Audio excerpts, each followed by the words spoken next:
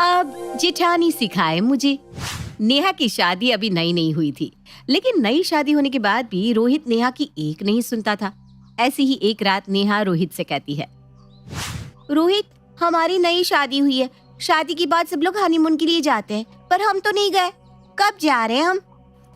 देखो नेहा, अभी तो हम कहीं नहीं जाएंगे क्योंकि मुझे ऑफिस में बहुत काम है। शादी की वजह से काफी काम पेंडिंग में है। पर रोहित, नेहा रोहित से आगे कुछ बोलती है उससे पहले रोहित वहां से चला जाता है। ये देखकर नेहा को गुस्सा तो बहुत आता है, लेकिन वो कुछ बोलती नहीं।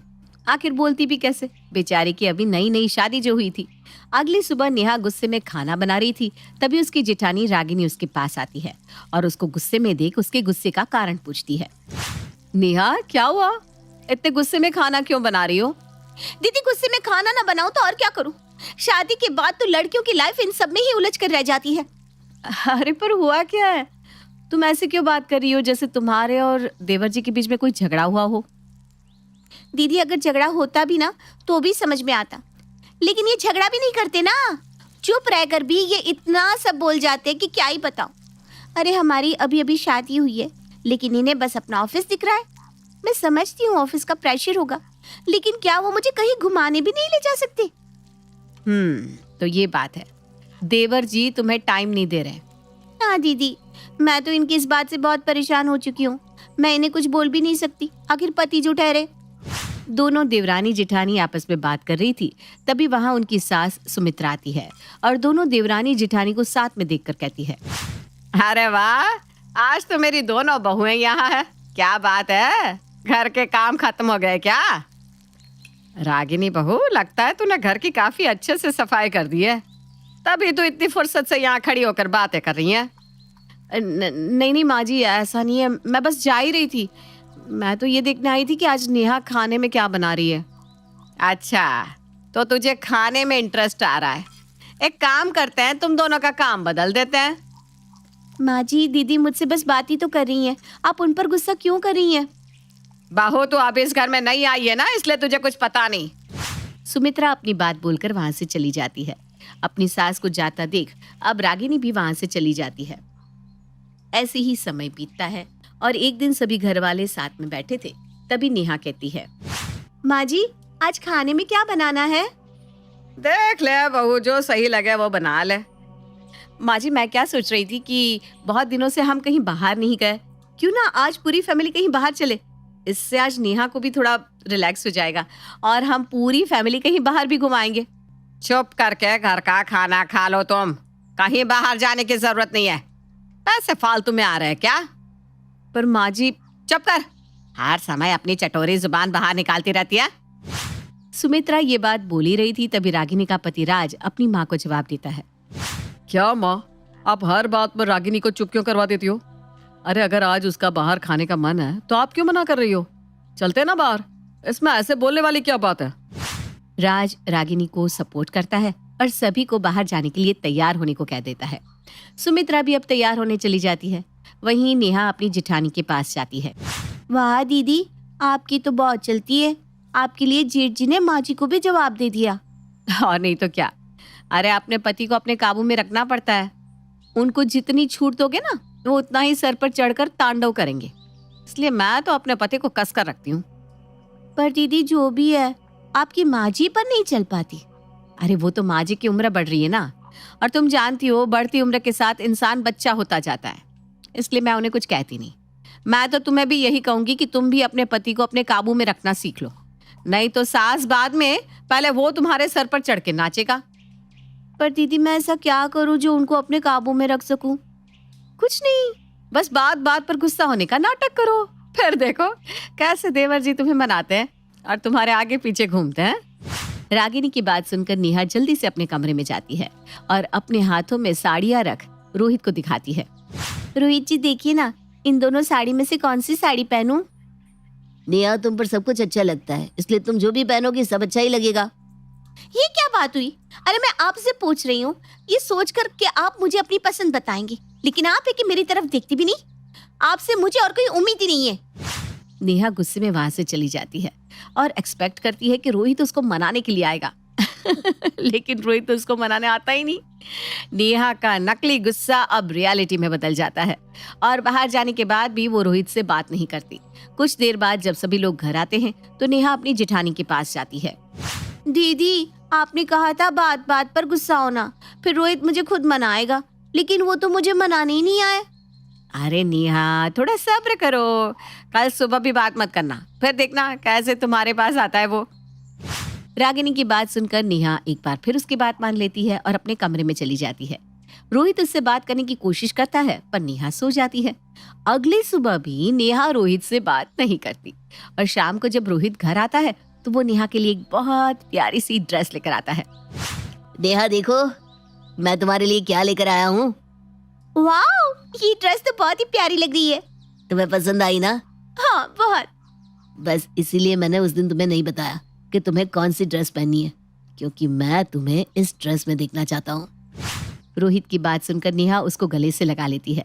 ऐसे ही समय बीतता है और बीतते समय के साथ नेहा एक बार फिर रोहित से कहती है, रोहित, अब तो हमारी शादी को टाइम भी हो गया है, चलो ना कहीं बाहर चलते हैं।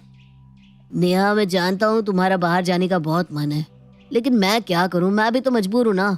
ऑफिस से मुझे ऑफ ही नहीं मिल रहा। मैं जब भी तुमसे बाहर जाने की बात करती हूँ तुम हमेशा मना कर देते हो। आखिर क्यों? मुझे बहुत बुरा लग रहा है सच में। रोहित उसकी बातों का एक बार फिर जवाब नहीं देता और वहां से चला जाता है। नेहा फिर से अपनी जेठानी के पास जाती है और उसे सारी बात बताती है। हे भगवान, अब क्या करें? इससे पहले कि रागिनी आगे कुछ बोलती, सुमित्रा उसकी बात को काटते हुए आती है। नेहा बहू, तू चाहे कुछ भी कर ले, लेकिन तू कभी मेरे बेटे को अपने काबू में नहीं कर सकती। अरे तू एडवाइस भी किससे मांग रही है जिसका पति खुद उसकी नहीं सुनता? क्या दीदी, भैया आपकी बात नहीं सुनते? नेहा की बात सुनकर रागिनी अपने नजरें झुका लेती है। हाँ नेहा, वो मेरी नहीं सुनते। वो तो बस मेरा सपोर्ट इसलिए करते हैं क्योंकि मैंने उन्हें कभी किसी चीज के लिए नहीं कहा और कभी कभी ही उन्हें कुछ कहती हूँ। देख लिया तूने अपनी जेठानी को। अरे जैसा तेरी जेठानी का हाल है ना, वैसा ही तेरा भी रहेगा। इसलिए अपनी जिद छोड़ दे, क्योंकि वो मेरा बेटा है। और हाँ, तुझे एक बात और बता दूं कि वो मेरी वजह से तुझे कहीं लेकर नहीं जा रहा। अच्छा, तो ये सब किया कराया आपका है? तो माँ जी, मैं आपको बता दूं कि अब वो आपका बेटा नहीं बल्कि मेरा पति है। और हाँ, मैं उन्हें अपने काबू में नहीं रखना चाहती। मैं बस उनके साथ कहीं बाहर घूमने जाना चाहती हूँ। हाँ हाँ, कोई बात नहीं, तू कुछ भी कर ले। जब तक मैं रोहित को परमिशन नहीं दूंगी वो तुझे कहीं भी लेकर नहीं जाएगा। अच्छा, अगर ऐसी बात है तो मैं भी आपसे एक वादा करती हूँ। मैं उनको अपने साथ बाहर लेकर जाऊंगी, मतलब लेकर जाऊंगी, वो भी 1 हफ्ते के लिए। पहले मैंने सोचा था 1 या 2 दिन में वापस आ जाऊंगी, लेकिन अब नहीं। अब मैं इनके साथ पूरे हफ्ते के लिए बाहर जाऊंगी। और क्या हुआ अगर भैया दीदी के काबू में नहीं है? अरे कम से कम वो उनकी सुनते तो है। सुमित्रा कुछ बोलती उससे पहले नेहा वहां से चली जाती है और रात को जब रोहित आता है तो वो रोहित को बड़े ही प्यार से कहती है, रोहित, आज मैंने दीदी से बात की, वो बहुत उदास थी। अच्छा, पर क्यों? क्या हुआ भाभी को? अरे होगा क्या, भैया उन्हें टाइम ही नहीं दे रहे। उन्हें कुछ भी बात करनी होती है तो या तो वो सो जाते हैं या कहीं चले जाते हैं। ये तो बहुत गलत करते हैं भैया, ऐसे तो उनके रिलेशन पर इफेक्ट पड़ेगा। वही तो, क्यों ना हम उनके लिए कुछ प्लान करें? जैसे क्या? उन्हें कहीं बाहर भेज देते हैं, कुछ दिन बाहर रहेंगे तो उन्हें अच्छा लगेगा। अरे पर नेहा, माँ जाने नहीं देंगी। क्यों जाने नहीं देंगी? अरे हम भी चल लेंगे उनके साथ, इसी बहाने हम भी साथ में टाइम स्पेंड कर लेंगे।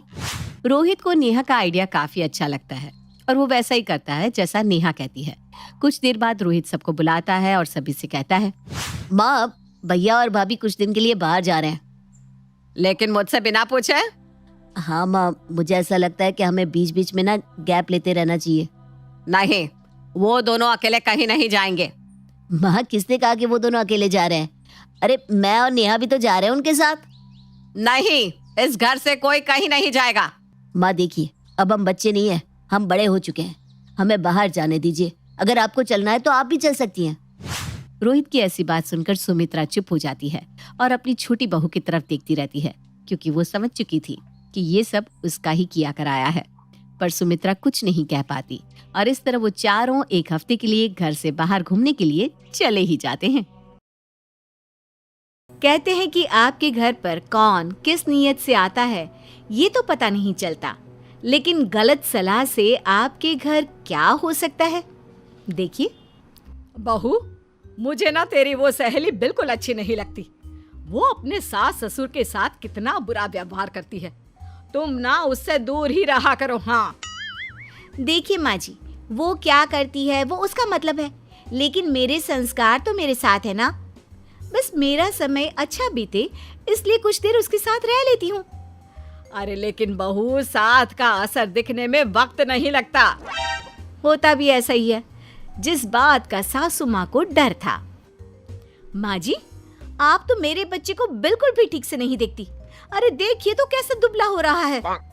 अरे उसका बाप भी बचपन में दुबला ही था, बाद में जाकर सेहत बनी है। और मैं ध्यान नहीं दे रही तो तू कौन सा प्रधानमंत्री का चुनाव लड़ रही है? तू ध्यान दे दे। अब बहू को आ जाता है गुस्सा। पता है, वो मेरी सहेली है ना रिमझिम, उसकी सास भी उसके साथ ऐसा ही बर्ताव करती थी। भगा दिया, गांव में बैठी है आज वो बुढ़िया। हाँ बेटा, पक्का काम किया है मैंने। बहुत जानती हूँ मैं तेरे जैसी जबान चलाने वाली बहुओं को। जिस घर में तू बैठी है ना, वो मेरा घर है। मेरे पति ने मेरे नाम से खरीदा था। और तेरे पति की जो तनख्वाह है ना, उसमें तो तू कहीं एक कमरे के मकान में रह ले तो गनीमत है। बहू को समझ में आ जाता है कि सामने वाला खिलाड़ी भी कच्चा नहीं है, लेकिन सहेली। अरे तो क्या हो गया, उनका मकान है तो बोल बंटवारा चाहिए। भाई माँ बाप के प्रॉपर्टी में बेटे का बराबर का हिस्सा होता है। बुढ़िया को खुद खाना बनाना पड़ेगा, तब अकल ठिकाने आ जाएगी। पता नहीं तू कैसे नौकरानी बनकर रह लेती है। मुझे तो बड़ा दुख होता है तेरे लिए। तभी रिमझिम का पति मुकेश हाथ में कलछी लेकर आ जाता है। रिमझिम, खाना बना दिया है, पैक भी कर लिया है अपने लिए। अब मैं ऑफिस जाऊं? जाओ। और सुनो, शाम के लिए ना सब्जी ले आना। ये लो 10 रुपए तुम्हारा आज का खर्चा। रिमझिम, कुछ पैसे और दे दो ना। वो क्या है ना, कभी कभी चाय के साथ कुछ खाने का भी मन कर जाता है। अरे वाह, क्या बात है। तो खाना लेकर जाना बंद कर दो। इतने फालतू पैसे नहीं है मेरे पास कि तुमको चाय के साथ मठरी और बिस्किट भी खिलाऊं। जाओ यहाँ से। मुकेश, उसका पति, मुंह नीचे लटका कर वहां से चला जाता है। वाह रिमझिम, क्या बात है, तेरा पति तो पूरा तेरे कब्जे में है। और क्या, जरा सा ढील दे दो तो देखो। अरे कैसे माँ के साथ सर पर चढ़ जाता था। अब तो मैंने सबको लाइन पर रखा है। रिया घर आती है और अपने पति सतीश से कहती है, देखो कितना फालतू का खर्चा करते हो तुम। ये देखो, ये फिजियोथेरेपी वाले रोज का पैसा ले जाते हैं एक्सरसाइज के नाम पर। अरे वही एक्सरसाइज रोज करवाते हैं। अपने मम्मी पापा को बोलो कि खुद कर लिया करे। हमारे बस के नहीं है ये सब खर्चे। अरे कैसे बात कर रही हो? पापा के पैर का ऑपरेशन हुआ है, फिजियोथेरेपी लेने के लिए खुद डॉक्टर ने कहा है। नहीं रिया। ठीक है फिर देख लो, कमाते तो हो नहीं तुम इतना कि खर्चा निकाल सको। कल को बच्चे के लिए कुछ बचाना है कि नहीं। फिर भी अगर तुम थेरेपी वाले को रोकने वाले नहीं हो तो मैं जा रही हूँ मायके। पति क्या करता, बीवी को मनाने के लिए माता पिता की थेरेपी रोक देता है। बेटा, कई दिनों से फिर घुटने में दर्द हो रहा है, प्लीज डॉक्टर को दिखा दो। जी पिताजी, मैं कमरे से कार की चाबी लेकर आ रहा हूँ। बेटा जैसे ही कमरे में जाता है, पता है कितनी फीस है डॉक्टर की? पूरे 500 रुपए। ऊपर से दवाई लिखेंगे 100 अलग। इन लोगों को बोल दो अभी पैसे नहीं है हमारे पास। बेटा बाहर आकर कहता है, पिताजी, अभी ना मेरे ऑफिस से फोन आ गया है, तो कल चलते हैं। बेटा पापा को दिखा दे, कहीं घुटना काम करना ही बंद ना कर दे। लेकिन बेटा तो बीवी के कहने पर रहता है और घर से बाहर चला जाता है। देखिए माँ जी, आज काम वाली नहीं आएगी। हाँ तो क्या करूं? मैं सोच रही हूँ कि काम हम दोनों मिलकर कर लेते हैं। जो पैसे बचे उससे पिताजी का इलाज करवा देंगे। अब कहीं ना कहीं तो मैनेज करना पड़ेगा ना माँ जी। सास भी पति के लिए कुछ भी करने को तैयार होती है। वो मान जाती है।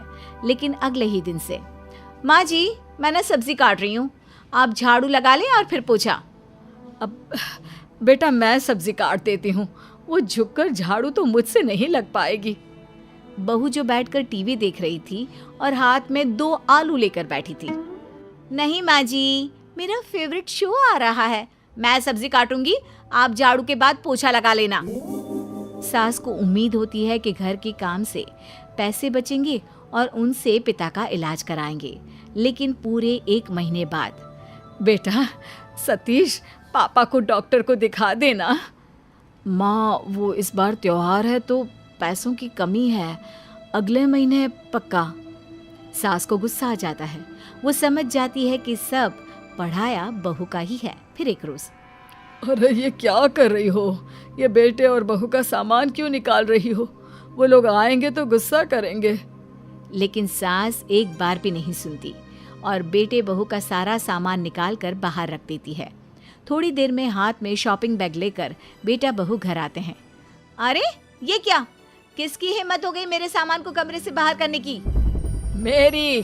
मेरी हिम्मत हुई है। और हाँ, ये कागज है घर के। मैं तुम दोनों को अपनी प्रॉपर्टी से बेदखल करती हूँ, निकल जाओ। क्योंकि कल यहाँ 2 पीजी लड़कियां रहने आ रही है।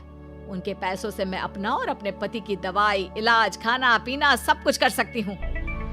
अरे कैसी कलयुगी माँ हो तुम? कोई अपने बेटे को यूं ही घर से बेदखल नहीं करता। मैं ना कहती थी, तुम्हारी माँ के दिल में खोट है, खोट। खोट किसके दिल में है ये तो बहू ऊपर वाला देख रहा होगा। कल तक तुम लोगों के पास अदालती कार्रवाई के पेपर भी आ जाएंगे। अब दफा हो जाओ यहाँ से। मियाँ बीवी के जाने के बाद माँ रोने लगती है।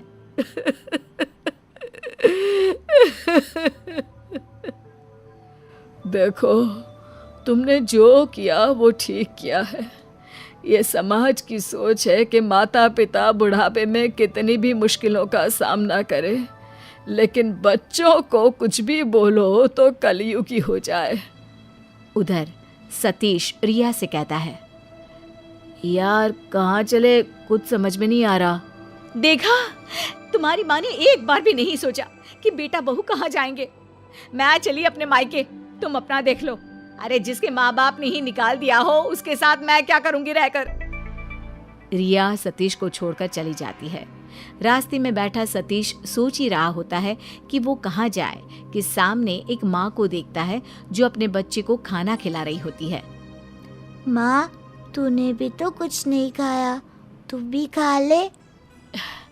अरे नहीं नहीं बेटा, मेरा तो पेट ना भरा हुआ है, तू खा। हाँ, और कुछ खाएगा? ले आऊं मैं?